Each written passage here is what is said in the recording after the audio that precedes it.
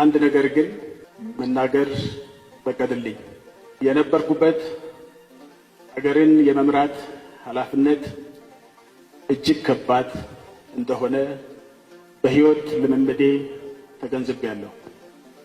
ዛሬ እዚህ ቦታ ቆሜ ስናገር ክቡር ጠቅላይ ሚኒስትር የሚጠብቃቸው ስራ ከሻን የሚያሳምን ወገብን የሚያጎብጥ በዚሁም ደግሞ ከፍተኛ ትዕግስትን የሚጠይቅ የብዙዎቻችሁን ድጋፍ የሚሻ ጉዳይ እንደሆነ በውስጤ ይመላለሳል።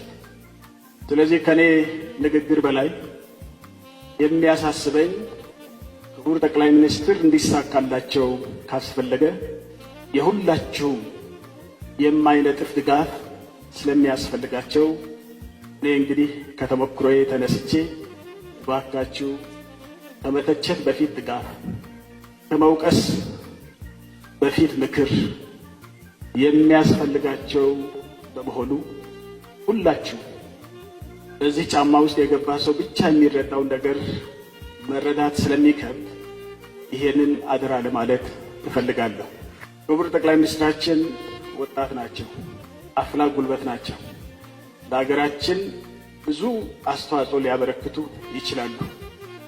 አንባቢም ናቸው፣ ምሁርም ናቸው፣ አርቆ አስተዋይም ናቸው።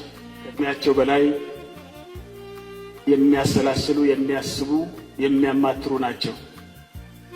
ሀገራችን በጥሩ እጅ ላይ ወድቃለችና ይህንን ለማየት በመታደሌ የተሰማኝን ታላቅ ደስታ ለመግለጽ እፈልጋለሁ።